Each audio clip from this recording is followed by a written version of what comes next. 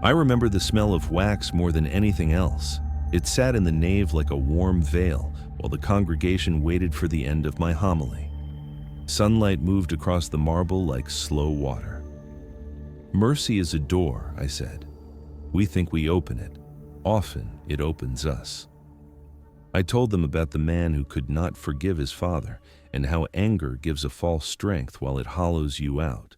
Eyes watched me with a gentleness I had missed for years. Then the pain arrived. It came like a bright spear through the breastbone. I did not gasp. I did not clutch my chest. I set my jaw and went on, because a priest is taught to stand still in storms. The chalice blurred. Heat gathered at my collar and slid down my spine. I tried to make the next sentence hold. The second wave broke higher. My left arm turned heavy and strange. The floor shifted under my shoes. Someone in the third pew spoke my name. Brother Matthias rose from the front row and reached for me. Dr. Helena Kraus hurried up the aisle. She told me to sit. She told someone to bring the kit from the clinic. I tried to say there was no need. The words did not cross my lips. I remember thinking, almost with humor, that this was not the way Father Elias Moreau had hoped to leave the pulpit. Not in front of 100 frightened faces, not in the middle of a sermon that was supposed to be about mercy. The kneeler caught my shin. The altar tilted and faded at the edges.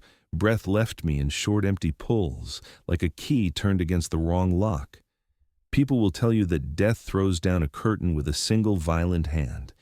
It is not so sudden. It is a soft eraser. It rubs away what matters first. I lay on the stone and watched mouths move above me. Their voices came from a long way off, as if they were at the bottom of a well and I were listening from the rim. Leads touched my skin. A machine cried a thin line. The line kept crying until it did not. Then a sound began.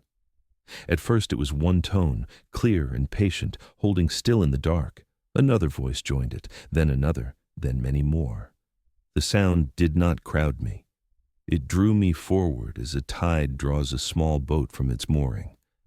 I moved because the singing asked me to move. It was not a simple choir. It was a sea. It rose and fell in living waves.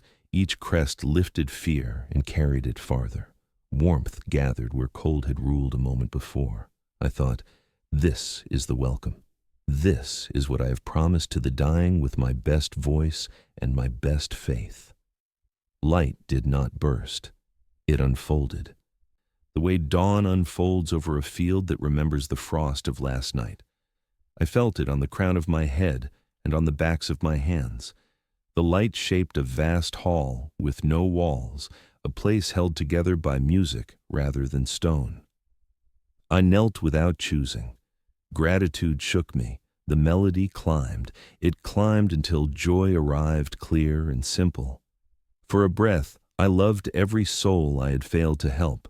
I loved the world for its wounds and for the mercy that follows wounds. I loved the breath between two notes.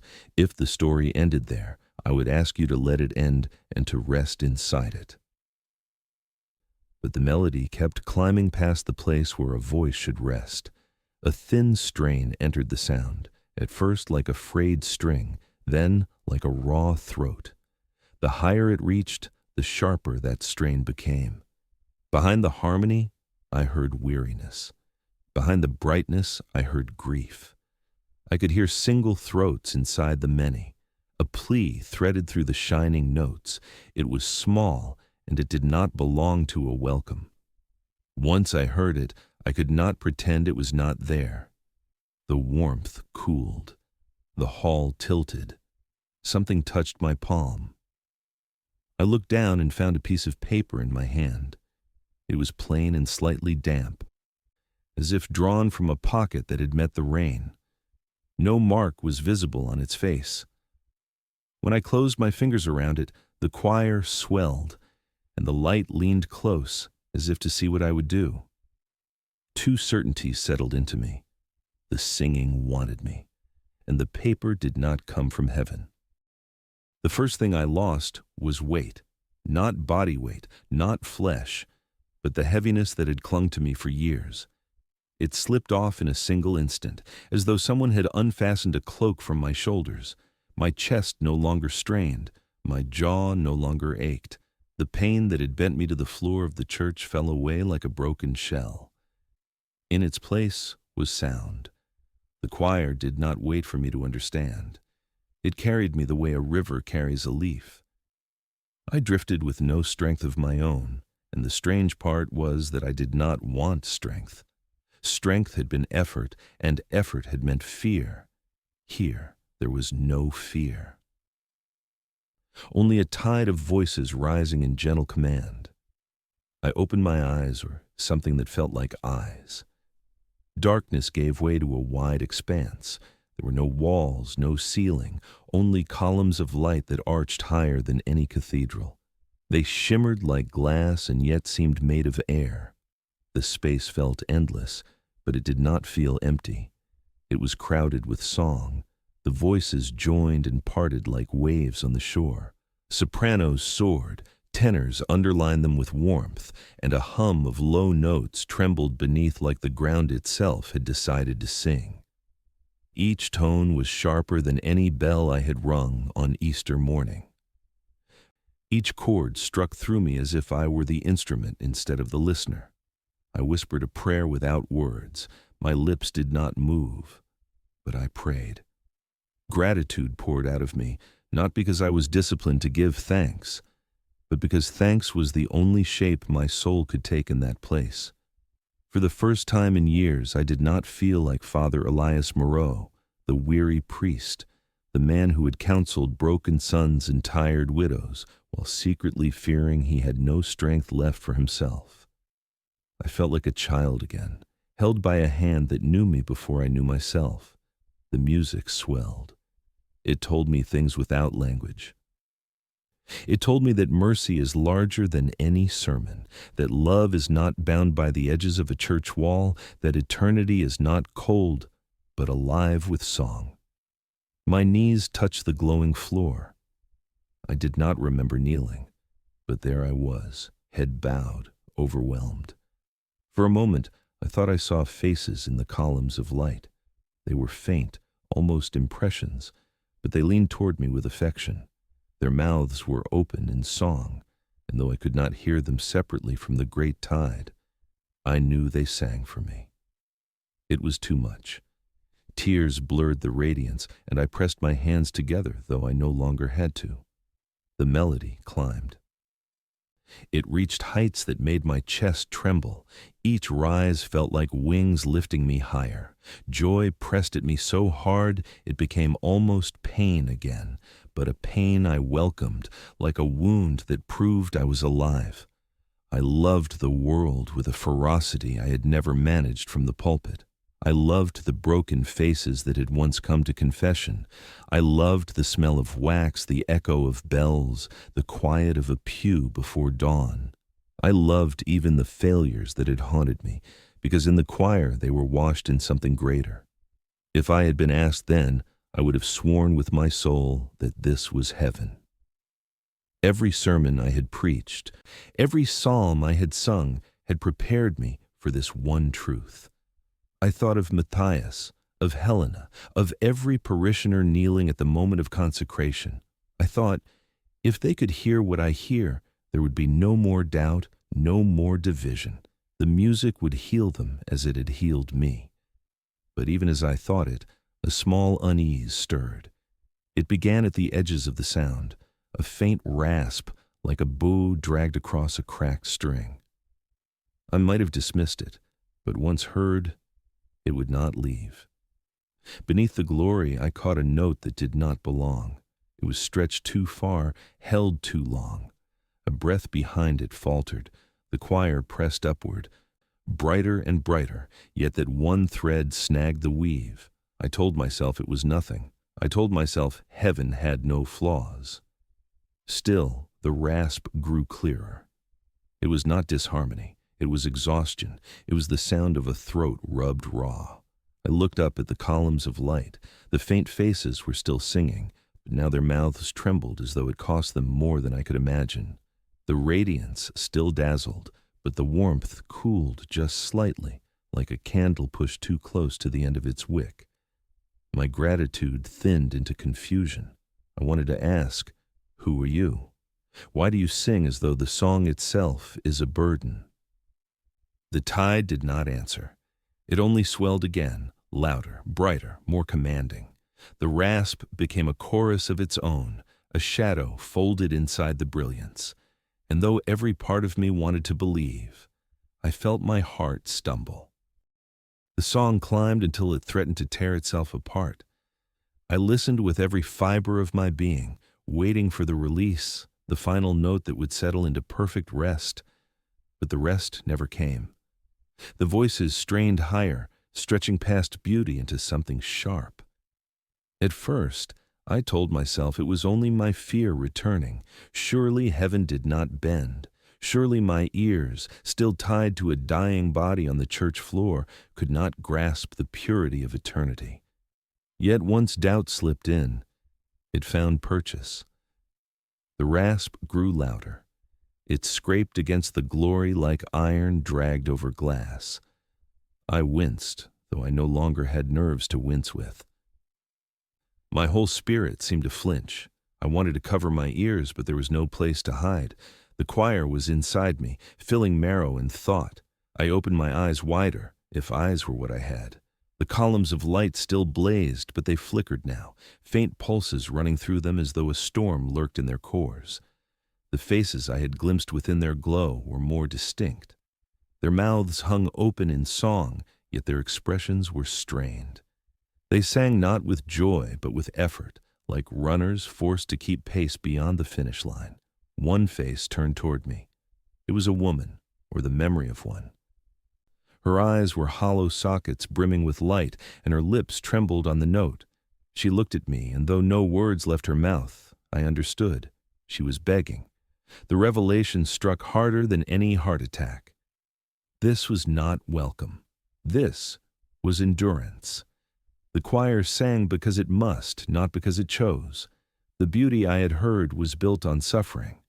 The melody pressed higher, and the rasping chorus multiplied. I heard a child's voice, clear at first, then breaking into sobs that never ended. I heard a man calling for water, though his throat still carried the tune. I heard hundreds, thousands, all bound to the same terrible song. Their cries had been woven into the harmony so skillfully that at first they sounded like joy. Now, pulled into focus, they were nothing but pain. I wanted to speak. I wanted to cry out that this was wrong, that mercy could not demand such torment. But when I tried, no sound came. The music swallowed my protest before it left me. The hall of light rippled, the columns bent as if under strain, and the floor beneath me shifted like liquid glass. I fell to my knees again, though this time not from awe. This was desperation. "Stop," I whispered inside myself. "Stop." The choir did not stop. It swelled louder, drowning me in its tidal chant. My plea was absorbed, turned into another note in the endless rise. Then something new entered the music. It was not another voice. It was silence. A pause cut through the sound, sharp and clean as a blade. For one impossible heartbeat, the harmony faltered. In that instant, I heard the raw truth. The choir was screaming. The notes that had lifted me into joy were shackles. Every chord was a chain. The silence snapped shut, and the song closed over the wound. But I had heard it. I could never unhear it. I looked down at my hands. They shook. For the first time, I noticed that my cassock was gone. I wore no garments of the priesthood, only a plain robe of white, the kind given to the newly dead. Yet it was stained. Across the sleeve ran faint lines of ash, as though I had carried fire through this place. I rose to my feet. My knees trembled, but I stood. I would not kneel again, not until I understood what this was. The columns of light bent closer. The faces within them widened their mouths, pulling the notes higher, stretching them thinner. I could see veins of shadow running through the radiance. They looked less like angels now and more like prisoners. One of them, the woman who had begged, lifted her hand. Her fingers were long, too long, and they reached through the glow. She pointed downward, past the shining floor. I followed the gesture. Beneath the surface, under the glass-like ground, lay another world. It was darker, twisted, filled with rows of figures chained together, their heads tilted back, mouths forced open. Their voices climbed through the floor into the hall of light. They were the choir. The truth nearly drove me to madness. I staggered back, pressing my useless hands to my ears. My heart, if I still had one, pounded with terror. These were not saints. These were not angels. They were souls, countless and captive, compelled to sing until eternity broke. And I was among them. The floor beneath me quivered like ice too thin to hold weight. Through its surface, I saw them clearly now, rows upon rows of souls chained together in a cathedral without roof or altar, their bodies bent backward, mouths forced open by hands I could not see. From those mouths poured the music that had wrapped me in awe. I had believed it to be holy. I had believed it to be love. Now I saw it for what it was. Compulsion. The chains shimmered like molten iron. They pulsed in rhythm with the song, tightening each time the melody climbed. The figures strained, their throats raw, their eyes glazed with exhaustion. Yet the sound that escaped them remained beautiful, unbearably beautiful, because beauty itself had been twisted into the tool of their captivity. One of the chained souls turned its head. I knew that face. It was a farmer who had once sat in my confessional, a man broken by drink, trembling as he confessed how he had struck his own son in anger. I had given him absolution. I had told him he was forgiven. Now his lips stretched wide, pouring out notes that were not his own, eyes streaming light instead of tears. My stomach clenched with a grief I did not think the dead could feel. Another soul lifted her face. A child. Her hair was matted to her skull, and her small hands clutched the chain around her neck. She sang in a clear treble that pierced through the thunder of voices. It was the same treble I had heard at first as joy. Now it was agony. "No," I whispered, though no sound escaped me. "This is not heaven." The columns of light above me shuddered, as though the words were an insult. The figures within those columns leaned closer. Their radiance flared, trying to blind me, trying to force me back into awe. But awe had withered. What remained was dread. The hall dissolved into the prison beneath. Walls of stone rose from nowhere, black and wet, hung with torches that dripped blue fire. The ground turned solid, cold under my feet. I stood not in a sanctuary of light, but in a cavernous crypt. The choir thundered from every side, a sound so vast it shook the chains against the walls. They were everywhere, hundreds, thousands stretching into the dark. Their song became unbearable. No longer disguised as praise, it rang raw as suffering. Each note pressed into my skull until thought itself cracked. I stumbled forward, clutching my head. Faces stared at me through the dark. Familiar faces, parishioners, neighbors, strangers whose hands I had held in hospital corridors. All bound together, all singing against their will. "Why?" I tried to cry. "Why are you here?" The answer came not from them, but from the walls. A voice rose above the din, not sung but spoken, yet somehow woven into the music. "They are here," the voice intoned, "because they believed in the song." I spun toward the sound. A figure stepped from the gloom. Cloaked in white, taller than any man, its face was nothing but smooth skin.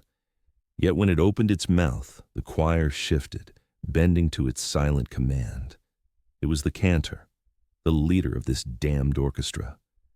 It lifted a hand, and the chains rattled in obedience. The souls screamed in harmony, and the cavern shook with the violence of it. I fell to my knees, not from reverence but from terror. The cantor's faceless gaze fell on me.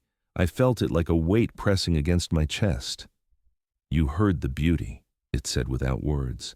You felt the peace, and still you doubt. I wanted to look away, but I could not. Its smooth head tilted as though curious. Then it extended one hand toward me. In its palm lay a rolled parchment, glowing faintly in the torchlight. A gift, it whispered, the hymn that binds. I stared at it, my body shaking. I knew already what it was. The parchment was the same paper I had felt pressed into my hand when the choir first swelled. It had followed me here. It had weight. It had intent. The cantor stepped closer. The glow of the parchment lit the prison, casting sharp shadows across the suffering faces. "Take it," the cantor urged. "Sing with us, or watch as those you love are swallowed in the song forever." The choir rose again, deafening. The chained souls strained upward, their eyes fixed on me. I saw Matthias's lined face among them. I saw Helena's steady gaze, now hollow. I saw my own parishioners. Every note begged, every note condemned. I reached out, trembling. My fingers brushed the parchment. Heat surged through me, heat and despair. And in that instant, I understood the full horror. The choir of heaven was not a choir at all. It was the choir of the damned. The parchment burned in my palm, though no flame touched it. Its glow seeped into my skin as if it wanted to write itself upon me. I tried to let go, but my fingers would not obey. The roll clung to me like a living thing, a serpent coiled around bone. The faceless cantor leaned closer, the smooth plane where eyes should be tilted down at me. Its silence was heavier than thunder, yet its voice filled the chamber without sound. "You carry it now," it said, "the hymn that binds. It will open or it will close. You will decide." I staggered back, clutching the parchment. The choir roared on every side. Chains rattled, torches flared. The suffering of 1,000 throats struck me like hail. My mind begged me to deny it, to throw the gift away. But the harder I tried, the tighter it clung. The cantor stretched its hand again, not to take, but to steady. "Read," it whispered. "Only then will you see." I shook my head. I wanted to scream at it, to tell it that I had no wish to join this madness, but when my mouth opened, only one word came out. "Why?" The word echoed, small against the choir's fury. The cantor tilted its faceless head. "Because truth is heavier than faith, and you are chosen to bear it." The parchment unrolled of its own accord. The air shivered as the seals snapped. The glow brightened until I thought my hands would ignite. Symbols sprawled across the surface, curling and twisting like veins of light. They were not letters I had ever known, not Latin, not Greek, not any tongue I had studied in seminary. Yet I understood them. Understanding poured into me like wine into a cracked cup, filling every hollow. The first line burned itself into my thoughts. "Sing and chains will tighten. Sing and chains will break." The words pulsed, alive, dangerous. My lips trembled as if the syllables longed to leap free. The choir hushed. For the first time since my arrival, the cavern fell silent. Thousands of mouths froze mid-note, their eyes, hollow and blazing, turned toward me. The stillness was worse than the thunder. It pressed against my skull, daring me to speak. I looked into the parchment again. Another line swam into clarity. One voice is choice. One voice can bind. One voice can free. A weight settled on me. The cantor stepped back, leaving me exposed before the multitude. The choir of the damned bent forward in expectation. They were waiting. Not for the faceless conductor. Not for heaven. For me. My knees buckled. I thought of Matthias kneeling in the pew, of Helena's firm hands pressing on my chest, of the congregation gasping as I fell. I thought of my parishioners who trusted me to speak of mercy, never of chains. They had asked for comfort. They had asked for hope. Now the song demanded something far darker. The parchment writhed. Lines shifted and blurred, rearranging themselves. I glimpsed faces in the script, faces of those I knew, parishioners, neighbors, even strangers whose funerals I had presided over. Their eyes blinked within the ink, pleading. The hymn was not just words, it was their prison. "Read," the cantor commanded again. My throat burned. The syllables scraped at the back of my tongue, begging release. I clenched my teeth until pain shot through my jaw, but the silence of the choir was unbearable. Thousands of souls leaned closer, silent mouths stretched wide, waiting for me to decide their fate. I pressed the parchment to my chest. Heat seared through me, straight to the heart that had already failed once. My vision blurred. A voice not my own slipped into my mind. "You cannot leave without singing." I collapsed to my knees. My hands shook. My faith shook. I remembered baptisms, confessions, absolutions whispered in candlelight. I remembered promises I had made in the name of a God who forgives, and I thought, what forgiveness can be found here? Another line flared into clarity. "Sing with mercy, sing with wrath. Each note will choose your path." I bowed my head. The cavern spun. The parchment pulsed like a living heart against my chest. I wanted to pray, but the prayer tangled into song. And when my lips parted at last, the first syllable of the forbidden hymn slid into the air. The first syllable left my mouth like a shard torn from stone. It scraped the air raw, yet it did not break. The cavern vibrated in answer. The chains that bound the souls rattled as though struck by unseen hammers. Torches hissed and spat sparks of blue fire. The sound was not mine alone. It belonged to the parchment, to the hymn itself. I was only the throat it chose. The choir erupted. Half the voices shrieked in anguish, their chains tightening until their bodies arched with pain. The other half lifted in sudden relief, the iron slackening around their necks and wrists. Their song soared upward, bright as dawn. For a moment, two choirs clashed inside the same walls, one freed, one bound tighter than before. The harmony tore itself apart in a storm of contradiction. I gasped for breath, but the hymn pressed for more. The parchment glowed in my hand, the words searing themselves into my thoughts. Another line unfolded like a command. "Sing the second note, and balance will shift." My lips trembled. I tried to resist, but my jaw moved without consent. The second syllable rang out, a deeper than any bell I had ever heard.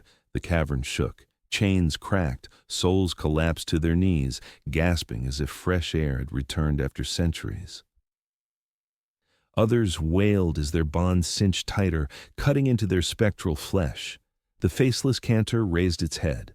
Though it had no eyes, I felt its gaze pierce me. Its silence spoke. "You see now. Power rests in you. Choose who suffers. Choose who is saved." "I do not want this," I whispered, my voice breaking. But the hymn did not care for want. The hymn demanded. The parchment pulsed again, another line forcing itself into clarity. Every note divides. Every note decides. The choir hushed for a single breath, waiting on me. Their faces stretched toward mine, desperate. 1,000 mouths begged without words. I recognized more of them now, men and women from my parish, people whose hands I had held, whose confessions I had heard. Their eyes pleaded for release. I felt myself drowning. The hymn was no song. It was a blade placed in my hand, sharp on both edges. Every note I sang would wound someone. Still, the third syllable pressed at my throat. It clawed upward, irresistible. When it burst free, the sound split the air like lightning. A rift tore through the cavern floor. Light poured out, searing and merciless. The freed souls cried in triumph, while the bound screamed in despair. Their voices fused into a single terrible harmony. Beauty and horror married together. My knees buckled. The parchment quivered like a living heart. I pressed it to my chest, trying to still it, but the words burned hotter. "Sing, priest, Finish the verse. I thought of the sermons I had given about choice, about the freedom of the soul. None of those words had prepared me for this. This was not freedom. This was a cage that required me to decide which bars would open and which would close. Tears blurred my sight. "Lord," I whispered, "I'm not strong enough." The cantor's voice sliced through me like steel. "Strength is irrelevant. Only the hymn matters." The parchment forced the fourth syllable onto my tongue. I bit down until blood filled my mouth, but the note escaped anyway. It thundered across the crypt. The chains on one side shattered into dust. Souls fell weeping, voices breaking into laughter that sounded more like sobs. On the other side, chains grew barbs. They twisted into flesh. Their cries rose higher, unbearable. I collapsed. The parchment slipped from my hand, yet the glow clung to my skin as if branded. My chest heaved. My voice was gone, scraped raw. The silence that followed was worse than any scream. Half the choir stared at me with gratitude. Half stared with hatred, and I realized the most dreadful truth of all. Every note I sang had weight. Every note rewrote their fate. The hymn was not simply binding them, it was binding me. I was no longer only Father Elias Moreau, the priest who had tried to speak of mercy. I was now the cantor's instrument, the voice that would divide the damned from the spared, and the hymn had only just begun. The echo of the last note still shivered in the air when silence fell. Not true silence, but the kind that presses on your bones, heavier than sound. I could hear my own breath rasping, shallow and uneven. I had not breathed like that since the heart in my chest gave out. Around me, the choir stared, half with gratitude, half with fury. Their mouths hung open, raw throats trembling. Some reached for me as though I were savior, others recoiled as if I were executioner. I wanted to tell them I was neither. I wanted to say I was only a man, weak and frightened, a priest who had failed more often than he had succeeded. But no words came. My throat belonged to the hymn now. The parchment pulsed where it had seared itself into my skin. My hand shook as I touched the burn. The marks were not letters but curling lines that shifted when I tried to focus. They twisted like worms, alive and restless, waiting for me to give them voice. I staggered back until my shoulders struck the cold wall of the crypt. Stones sweated damp into my robe. I pressed myself there like a cornered animal, trembling. Faith should have steadied me. Faith had always been the rope I gripped when the storm rose. Yet here, in the very place where heaven should have revealed itself, faith slipped through my fingers. "Lord," I whispered, "why?" The words sounded thin, useless. The choir did not answer. The cantor stood unmoving, faceless, silent. Its stillness mocked me more than any laughter could have.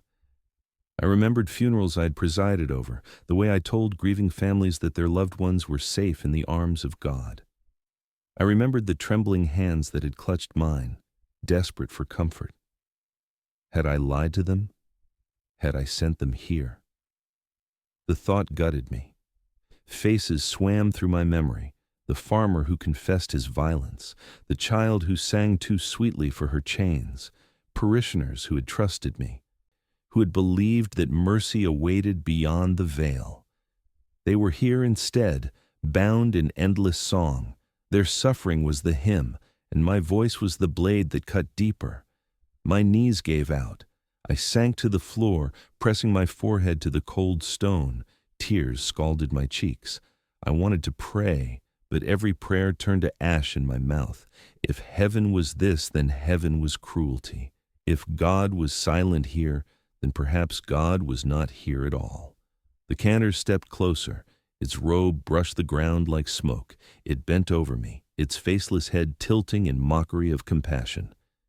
"You begin to see," it whispered without words. "Faith was always frail. Only the hymn endures." "No," I croaked, but the sound had no strength. The parchment throbbed again. New lines crawled across my vision, forcing themselves into thought. "Sing, and despair will deepen. Sing, and mercy will wound." I clenched my fists, nails digging into my palms. I would not read. I would not give in.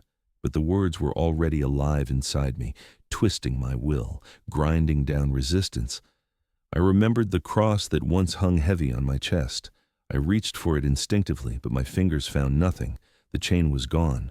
Only the burn of the hymn marked me now. The choir shifted. Their eyes blazed. Some of them mouthed my name. Elias, Elias, half in plea, half in curse. The soundless chant gnawed at my mind. I could not bear their gaze. I pressed my hands over my ears, but their voices were inside me. My faith splintered. Doubt filled every crack. Was I damned already? Was this the true judgment? Had I mistaken a cage for a cathedral, a torment for a promise? I thought of Matthias. I thought of Helena. If they died, would they come here too? Would they join the choir, their voices bound until I decided their fate? The thought made me retch, though no bile came. The cantor leaned closer, its silence suffocating. You are not priest. You are not servant. You are instrument. Accept it. Something inside me broke. I screamed a raw, wordless cry. It tore from my chest, shaking the cavern. The parchment blazed in answer, and the choir shrieked with me, their voices rising in a storm of grief and rage. When the cry ended, I collapsed onto the stone, trembling. My throat was ragged, my faith was in ruins. I was Father Elias Moreau, once a man of God. Now I was a hollow vessel, carrying a hymn I could neither master nor refuse. And the worst truth sank in with crushing weight. I no longer knew if I wanted to resist. The cavern swelled with the echo of my scream until the air itself seemed to split. The torches guttered. Shadows leapt across the walls like fleeing animals. Then, without warning, the light returned, brighter, harsher, pouring down through cracks in the ceiling as if heaven itself had decided to answer. For one heartbeat, I thought it was mercy. Then I looked closer. The faces within the columns of light had grown sharper. They leaned forward, mouths stretching wider than any human mouth should. Their voices climbed until they scraped the sky of the crypt. At first, they still looked radiant, beings of fire and brilliance.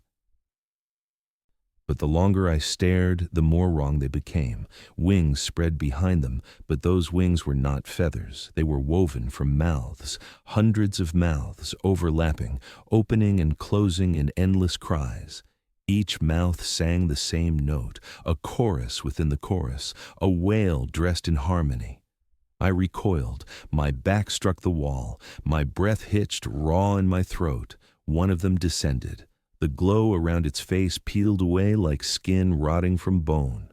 What remained was not bone but void, a black hollow rimmed with teeth that glistened like wet stone.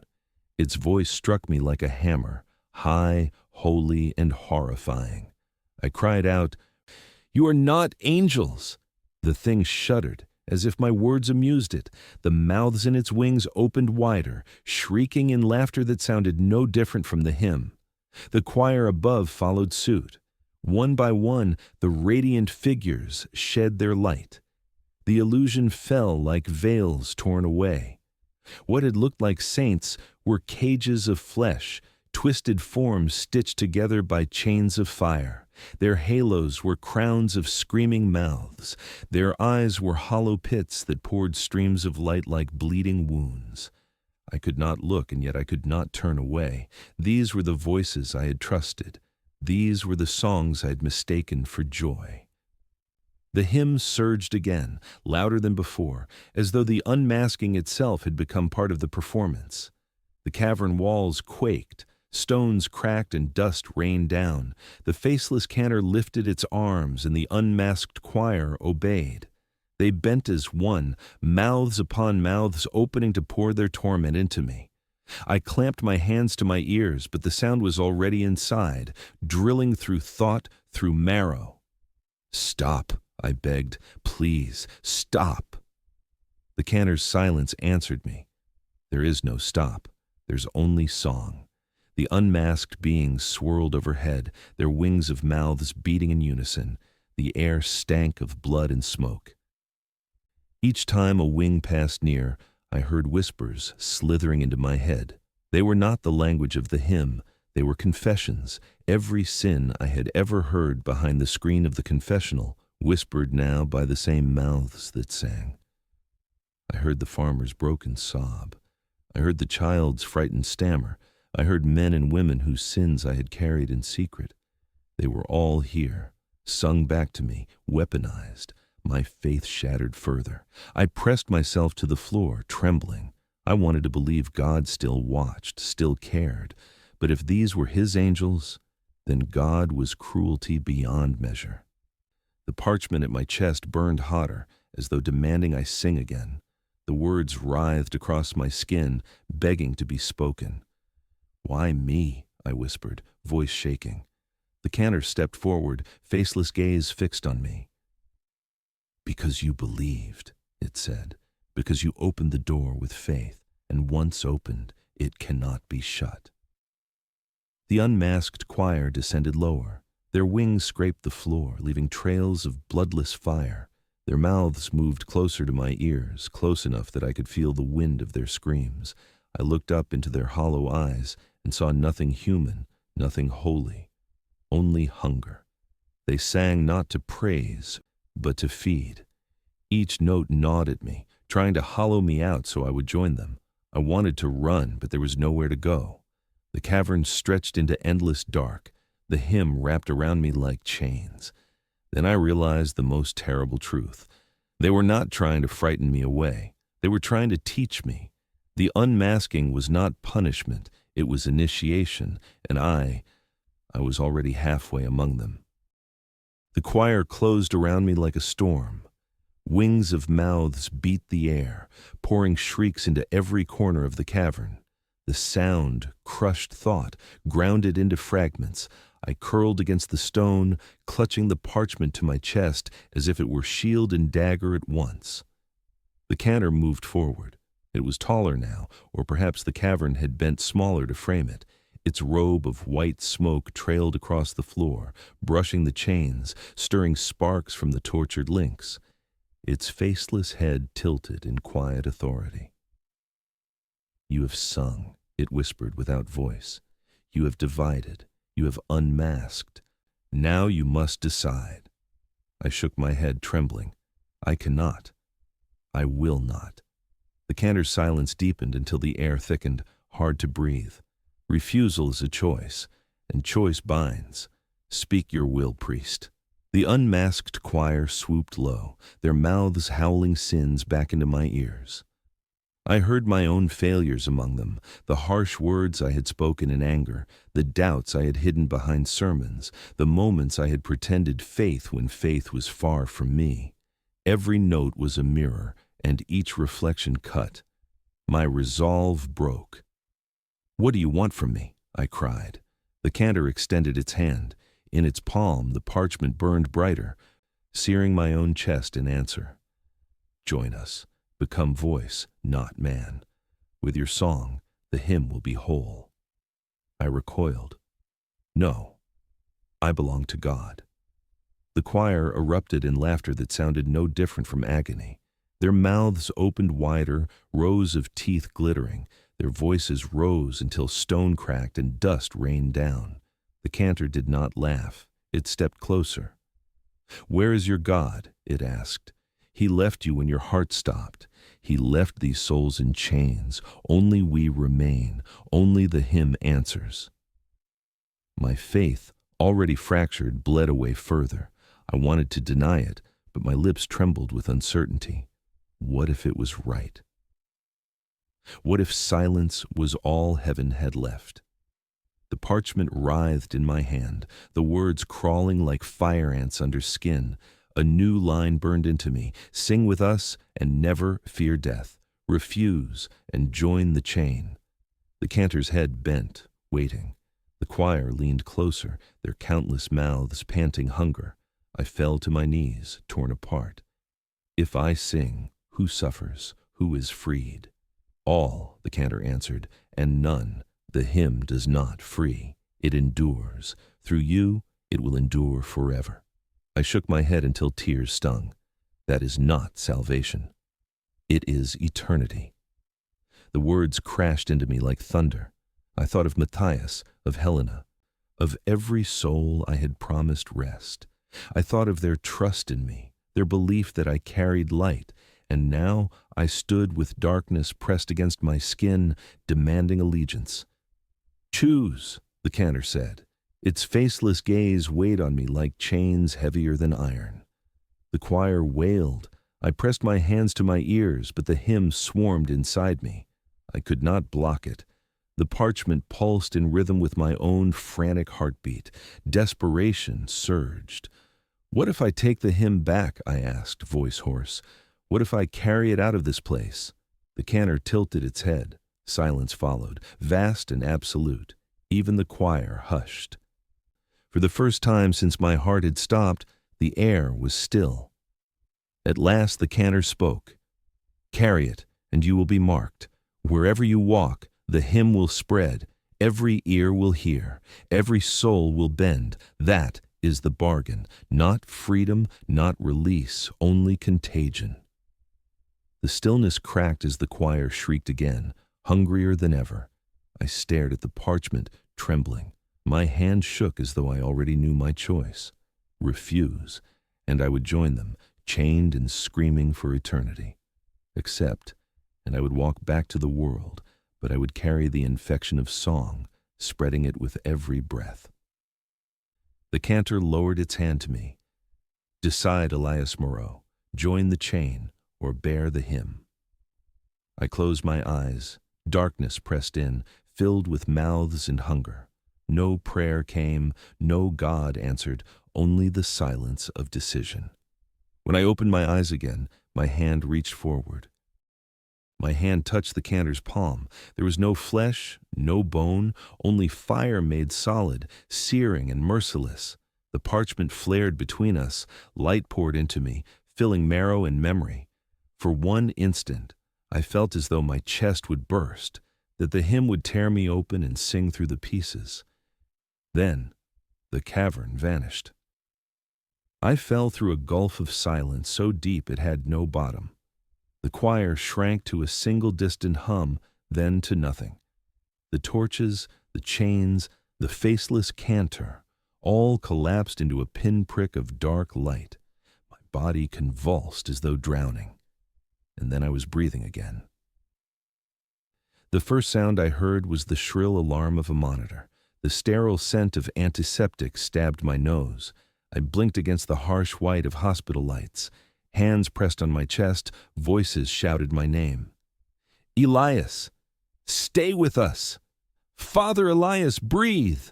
Air tore into my lungs like knives. Pain thundered through my ribs. I gasped, coughed, clawed at the sheets. Dr. Helena leaned over me, her eyes wide with disbelief. Brother Matthias stood behind her, trembling, a rosary clenched so tight his knuckles had gone white. "He's back," Helena whispered. "He was gone, but he's back." I wanted to smile, to tell them I was alive. But no smile came. My hand still clutched something. Slowly, I lifted it. A scrap of parchment rested in my palm, damp with sweat, its edges frayed as though pulled from fire. The symbols writhed faintly, shifting like smoke trapped on the page. Helena saw it and drew back. Matthias made the sign of the cross, his lips moving in silent prayer. They could not read it, but I could. The words were burned into me, etched deeper than blood. Even as I lay gasping on the hospital bed, the hymn whispered through my thoughts. Every syllable begged to be sung. The monitor beeped steady now. Nurses bustled in and out. I closed my eyes, but the song did not leave. It pulsed with every heartbeat, reminding me of the bargain. I had not joined the chain. I had not stayed in the cavern. I had chosen to carry it back. That night, when the room was empty and the machines hummed their lonely vigil, I heard it again. Faint, distant, but real. The choir. Not the radiant illusion, not the twisted prison, but both at once. Their voices threaded through the air, soft and insistent. I pressed the parchment to my chest. It warmed against my skin, and I knew it would never leave me. I thought of the parish I had served. I thought of the children I had baptized, the couples I had married, the mourners I had comforted. They trusted me to bring them words of peace. But if they looked into my eyes now, they would see only the reflection of the choir. Tears stung my face. I whispered a prayer, though it faltered halfway. Lord, if you still hear me, keep them safe from what I carry. No answer came. Only the low hum of the hymn curled like a serpent in my chest. Morning broke through the hospital blinds. Helena returned, weary but kind. She asked me how I felt. I told her I was tired. She smiled faintly, though her eyes flicked once to the parchment hidden under my blanket. She knew there was more, but she did not ask. Matthias sat with me through the day. He held my hand and prayed aloud. His voice wavered, but it was steady enough to remind me of who I once was. I wanted to believe his prayer reached heaven, but beneath his words, I could still hear the hymn. I realized then the cruelest truth. The hymn does not fade. It will follow me into every church, every home, every whisper of wind. Someday it will slip from my lips unbidden, and others will hear. And once heard, it cannot be forgotten. I survived death, but in doing so, I became its messenger. I looked at Matthias, at Helena, at the world waiting beyond the hospital window. And I whispered into the quiet, if you ever hear music when none should play, pray it is not my song.